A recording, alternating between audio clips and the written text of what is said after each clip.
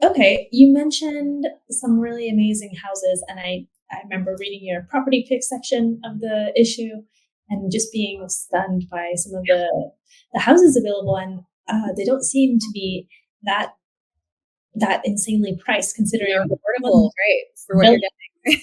getting. So could you tell us just a little bit about like what if I was a 65-year-old expat looking to relocate here, what would I be what's on the market for me if I have a certain amount of money to spend?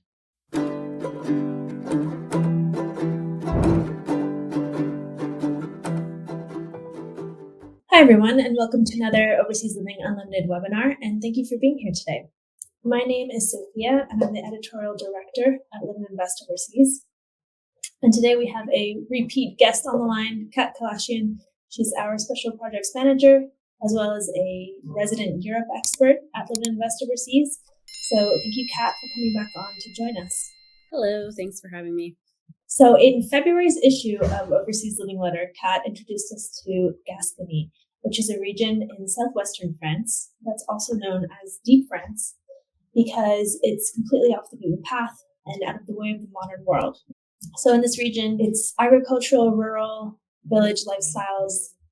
It's charming, quaint French towns, and it's also one of the most affordable places to live in France. And so for anyone who might not have heard of it, can you tell us, I've been saying Southwest, but that's not very specific. Is there like an anchor town in the region or like a brand name city that people would be able to mentally associate? In fact, it's a bit of a funny story because Gascony isn't even a current region. It's a historical region. So if you type Gascony in, of course, Google is good enough to connect the past with the present, and you'll get there in the end. But there's no actual current place called Gascony in the official France map. The closest thing is an area called Le Gers, which is LE space GERS. So Gers, and so you'll see sometimes on menus. I just was in a restaurant last week and they had chicken from Gers. So it's a very agricultural region. They like to put their stamp on things if so there's some kind of food product coming out of there. But yeah, if you know where Toulouse is, this is kind of just to the west of Toulouse, almost all the way to the coast, but not and then down to the Pyrenees Mountains. So it doesn't really have any coastline involved, which, a lot of people think only beach when they think of going overseas. But once you start to really get into exploring the world, you might realize that the beach isn't all it's cracked up to be. The beach isn't for everyone. And so this is for those people looking for a much quieter, much more off-grid kind of lifestyle. This is definitely a place, for example, where you could own a little farm or a big farm, grow your own vegetables or even have livestock. A lot of people here have horses, and apparently that's a big pool. I was told by the real estate agents in the area that a lot of people that go there say, I want a house where I can have a couple of horses or where I can have, some chickens and a cow or a goat or something. So it's definitely a place to live out that rural fantasy if you've ever had one. Yeah, and I think that fantasy is, it's never been, or it's had kind of a resurgence during and after the pandemic. A lot of people like the idea of having some space around them and also that sort of self-sufficiency element if they can maybe supplement their weekly grocery haul with a couple of eggs or maybe even more than that. Yeah, no, exactly. And that's exactly what a lot of people do here. So for example, if you have some olive trees or fruit-bearing trees on your property, you can collect all of the fruits or the nuts or the olives, as the case may be, and you can go to the co-ops, which are a really big part of life in this part of the country. And so you just, bring your barrel or whatever it is, your bushel of what they are, and the co-op will press them or, do whatever processing needs to be done. So you don't need to be a full-fledged farmer. You don't need to be stomping your own grapes to make wine. You can go to the local co-op and you'll meet all your neighbors there who are also doing the same thing. It's a very cool way of living, and like you say, supplementing your lifestyle a little bit from your own means. Depending on where the audience is coming from as well, it sounds like it could be a very different way of life and potentially a lot of adapting is needed to the way things are done there in schools. So, are there any other? I'm sure there are a lot, but what are some of the other cultural differences that people might bump into in this sort of sleepy region? I think definitely the business hours, which also extends, as I guess I alluded to, the eating hours. In fact, one of the expats I met with said that the number one thing that she thinks people would have to get used to is that if you want to eat, you need to learn to do it on their schedule. Because if you don't eat lunch between, say, noon and 1:30, there's nothing open. This is a place where they still have siesta hours, for lack of a better word, country hours. So things will open in the morning, be open for lunch, the lunch hour or so, and then they'll be closed until the evening. And it's, also a real farming community. So locals, for example, will get up at 4 and then have breakfast out. Like you might be eating your breakfast, for them it's lunch really at like 10:30 or 11. So I was actually on a plaza eating, having a coffee in between for what for me would be breakfast and lunch, but for them was, I guess, second breakfast or lunch. And it came with a bottle of red wine, and it was finished with a shot of eau de vie.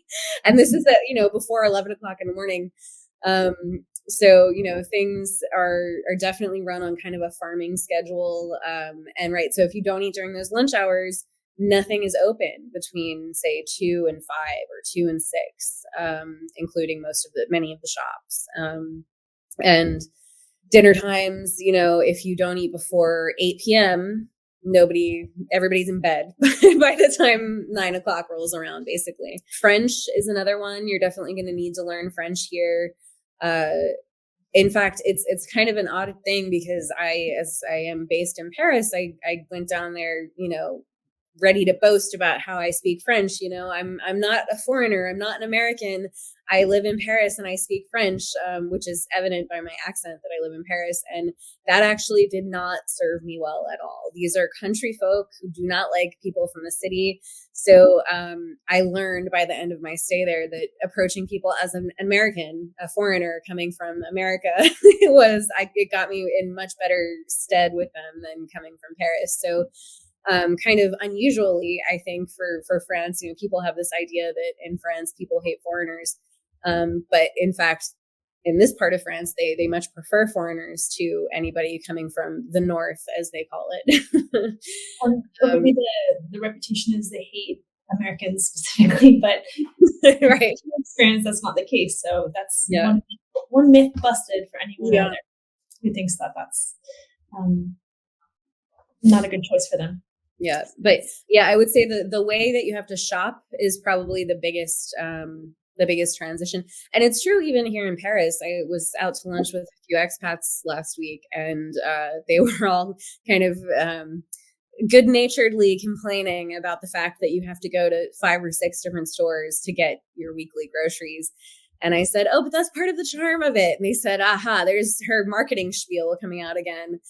So it is, it depends on what you want. But it is kind of an old school way of living, even here in the big city. You don't go to the giant mega mart and get everything that you need. You have to go to a few different places.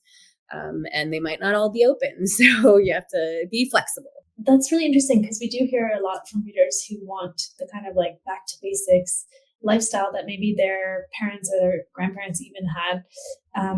But it's probably not as totally charming all around quaint. Right. Imagine it to be like there are some realities of what that actually means as you're describing. Exactly.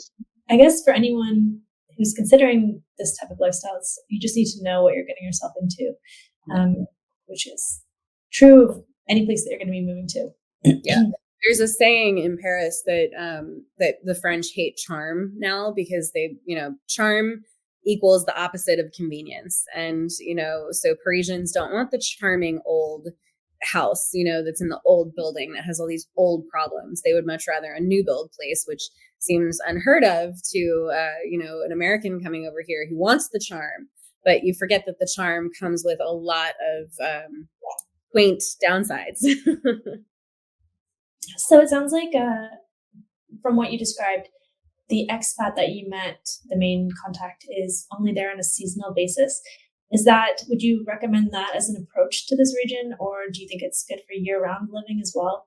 I think it would be great for year-round living as well, but I did hear from a few different expats actually. So Robin and his wife were the first who, my primary contact down there. And they're gone from maybe November to March or April. And another couple, the one I referenced already, the former chef, she and her husband, she's American, he's British. And they stayed for their first winter and then decided that they didn't love being there in the winter. And it's not that it's a harsh winter at all. You might see a little bit of snow, but it's not like you'd be shoveling sidewalks or anything. But what she said was that life is best lived outdoors in this region. And when you can't do that, it gets a little stodgy. So they spent that first winter there, and then they decided that they would go to the UK, I think is where they spend the rest of those months. So it seems like there is a bit of a trend there, and it would definitely, I think, require you to go in either with your eyes wide open, or like this couple, just test it out and leave a little bit of an open door for seasonal living. And, the cool thing is in Europe is that you can go somewhere that's completely different, that's not that far away. So you could spend 3 months in Spain, rent out a little place in Spain on the beach for 3 months if you wanted. And that's only a few hours away by train. So there are lots of options. I do think it is a place where, you could live year round, but it depends on what your expectations are and what you're willing to maybe, I don't know if sacrifice is the right word, but this is definitely a place where you want to be outside all the time. And if it's not quite pleasant to do so, you might not love it. So speaking of like being connected to other regions of the world and of France, is this place easy to get to? Is there a train station nearby? Yes and no. It is easy, and there are lots of train stations, but it's not like you can get a direct flight from North America. So if you're coming from Canada or the US, you would fly to Paris, which is only about 3 hours by train. And you could either go into Toulouse and then pick up your car or rent a car and go to the place, wherever it is that you choose to live, or you could go to one of the smaller train stations. I went from Paris to a station called Agen, Agen, which was about an hour from where Robin and his wife lived. And, so, if it had been to Toulouse, I think it would have been an hour and a half maybe. So you can get closer and go to a little, smaller train station.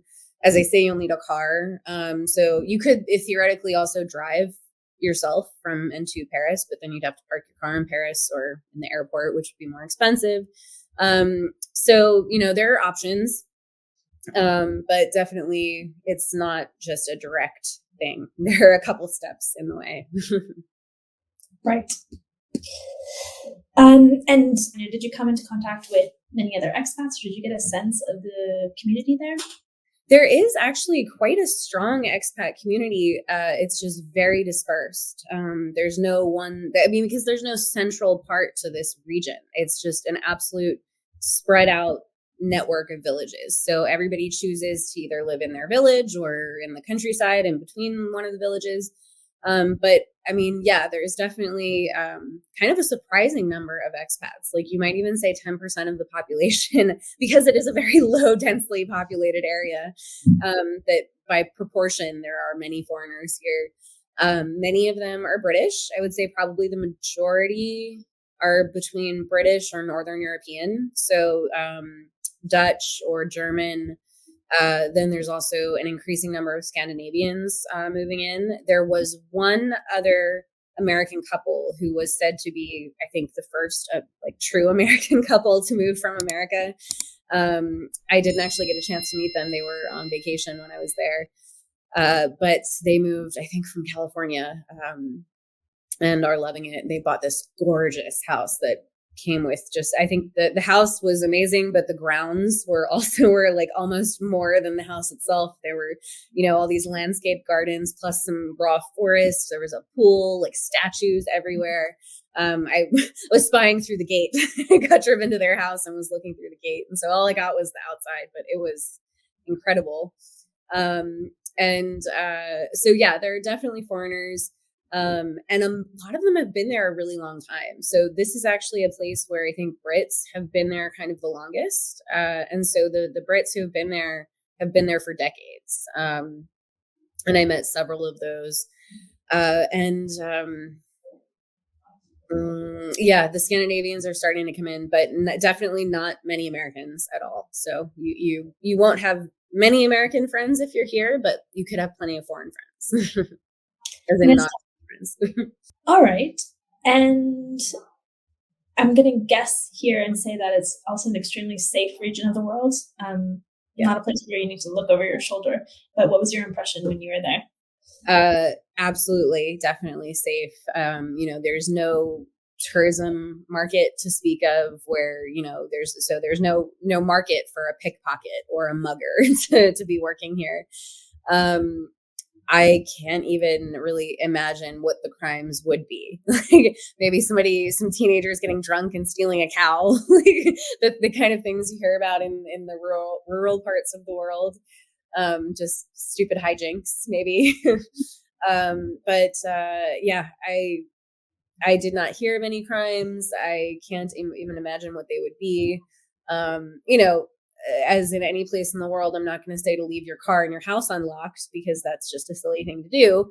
But I honestly think if you did, I don't think anything would happen. Well, that's really nice. That's increasingly rare in the world. So definitely a plus for this place.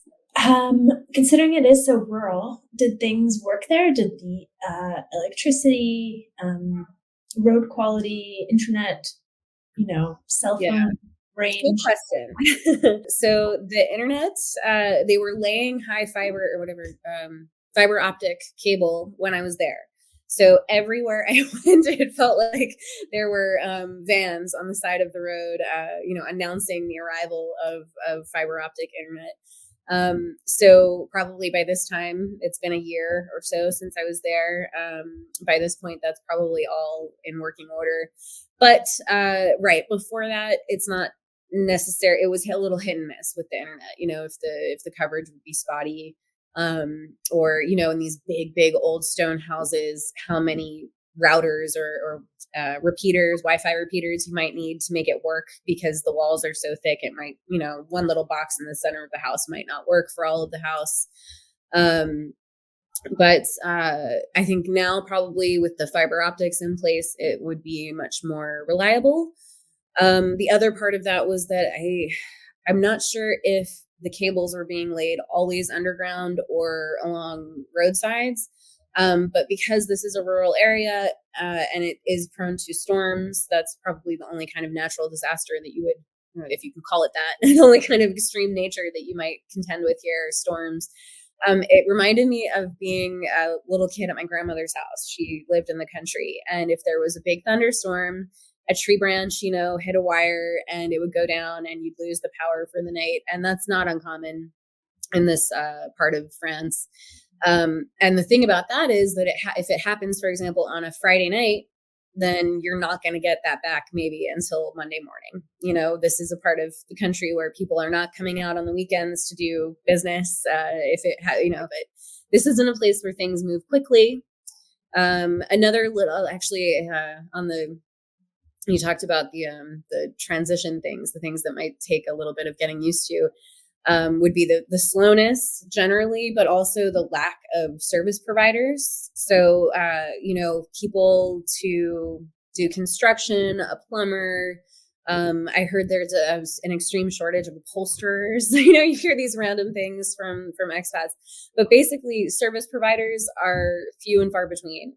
And so you might be waiting weeks, months even to get on somebody's books, and they might not show up when they say they're going to.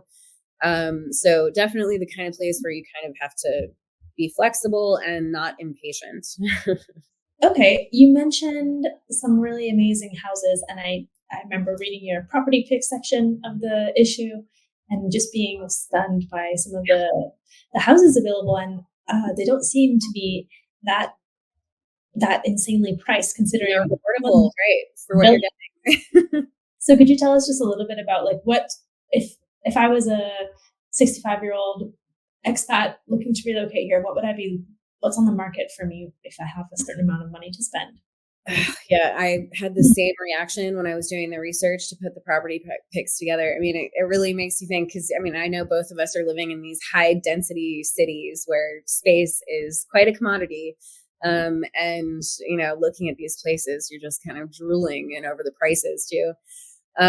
So you basically have two options for how to go when you think about getting a home, whether it's a rental or a purchase home here. And that's to live in a little kind of smaller house in a village, which might be kind of like a townhouse. And the ex-chef, the former chef, she lives in a house like that. I mean, it's still like a house with a giant yard. I think it was on 3 floors, tons of space, so it doesn't have to be a small 2-bedroom apartment in a village. It could be, but you could also be living in a nice full-sized home in a village. Then you can also go to the extreme other end and live out in the countryside in basically what amounts to a country villa, like kind of a resort style home or a farm. A lot of these, as I mentioned, the real estate agent said that a lot of people ask for space for animals. So a lot of them even come equipped for, with stables or areas for animals. Many of them already have pools, and this was one of the big tips that she gave me as well, is that if you are going to buy a house in the country, get a pool or put one in, because that's what people look for when they're looking for a home to purchase or to rent down here. So a lot of them have these gorgeous outdoor spaces. Most of them have a kind of outdoor separate building. So it could be a garage or, something renovated into an apartment. So just there's so many options. And I think somebody who's kind of creative and has a mind to renovate a little bit just could have a field day with the properties here. Because there are many that are in great working condition and livable as they are, but there are just as many that kind of are get jobs or, total renovation jobs that you could really go to town with. What's really cool if you're into the history side of things is that so many of them are really, really old. So some of them are little chateaux. So like one of the properties in the pics I put together had been owned or was built, I think, by a relative of Napoleon's, so these kind of crazy claims to fame, or just really cool architectural features. Like one of them is an owlery or a pigeonry. So this is kind of like a tower structure on one part of the property where birds would come and go. And so now they're renovated into their own little apartment. I saw one house that was a chateau, but renovated into a rental, and the family who owns it spends a few months a year there, but for the rest of the year it's rented out. And it's just so cool. So there's like the giant main house, but then at the end of the driveway, or I guess the beginning of the driveway, there's the owlery on one side, and then a bridge going over into this other guest house portion. So just really, really interesting properties and tons of space. Some of them even have tennis courts. As I mentioned, the one couple had just raw forest on their land. One thing I mentioned at the start was that it's one of the more affordable places to live in France. And I think for most people, their automatic perception is that they can't afford France. So could you bring it into the realm of possibility for us, and just talk about, let's talk about the major expenses that someone might have if, for instance, they're renting in this region. What ballpark could they expect to spend? So renting isn't as easy as it is in other parts of the world, because there just isn't. What is on the rental market is generally for holidaymakers. So it's priced on the short-term basis, which means the prices are much higher than they would be on an annual basis. So it's not actually that easy to find long-term rentals here. But those that you do find are very cheap. What I was finding for rentals were certainly less than $1,500 a month. I think, even $1,000 a month is maybe a good budget if you're not renting out a giant house with a pool and everything. The biggest expense I think you'll have here is the car, because you need it. You're going to use it every day. Nothing is extremely close. You're never going to have to drive more than an hour to get what you need, but 15 to 30 minutes is a normal distance, I would say, for going to the market, going to the few supermarkets that there are. or the bakery, whatever it is that you need that day. So the car is a major one, and fuel is much more expensive in Europe than it is in the US. So that's just something an American needs to wrap their head around. Americans enjoy some of the lowest gas prices in the world. And so here, one of the big tips I got was to go diesel, which is much cheaper than regular gas. Electric cars are also on the rise, and most European countries give incentives even for renting or for buying electric cars. So that's another way to think about reducing costs. If you have a pool, your electricity bills are going to go much higher.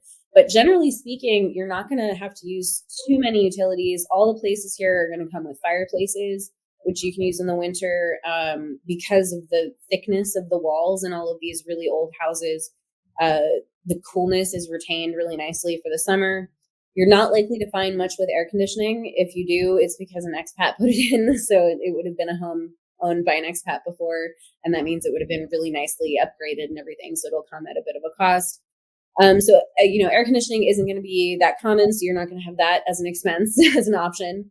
And as I say, the heating, these are big old stone houses, so they could be a lot to heat, but you usually have fireplaces to offset that. So what I was told was always make sure that if you're going to be there in winter, make sure you have some fireplaces. Groceries here are going to be next to nothing. I mean, even in Paris, it's kind of a joke amongst my family that we spend so much less in Paris on food than we did in Panama. And of course, Kathleen and Leaf, who spend part of their year in Paris, always joke about the fact that they spend an ungodly amount of money on groceries in Panama that you just can't spend it here. It's very difficult to spend that much money on food here because there are so few processed food options, so few imported options, because everything that's made in the EU has no import tax, no duties. So everything is pretty cheap, and the markets especially are very affordable. So I would say 300 maybe on groceries per month would be pretty reasonable if you're paying attention. If you're not as budget minded, maybe 400 would be,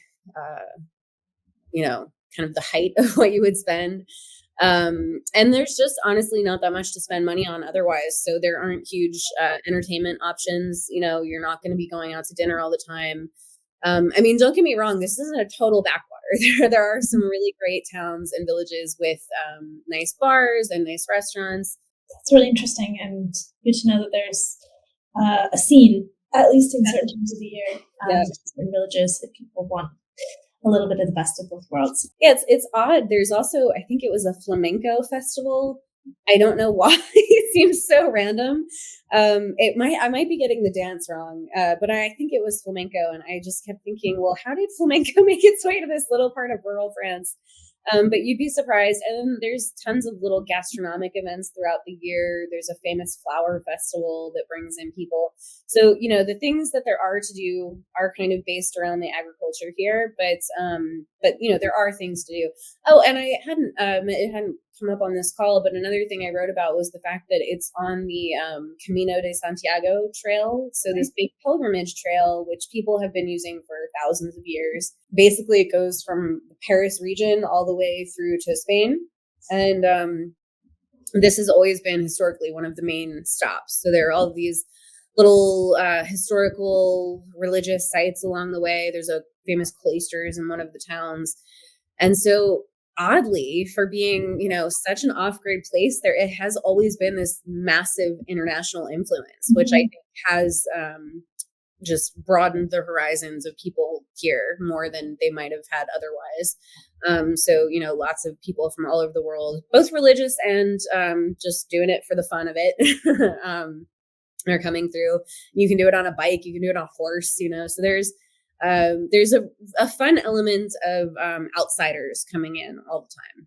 That's super interesting. I remember I studied abroad in Spain, and I met so many people who had just finished the Camino pilgrimage, and it sounds like such a cool thing to do. And what a great time to try something like that when you're retired, and you can spend your days. You could walk from one village to the next. Yeah, it's on my bucket list. I can really look forward to doing that one day.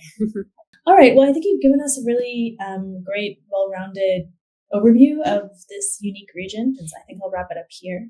So thank you, Kat, for coming on again to speak with us and for giving us all this information. I'm sure you're going to be back on the line in the next couple of months.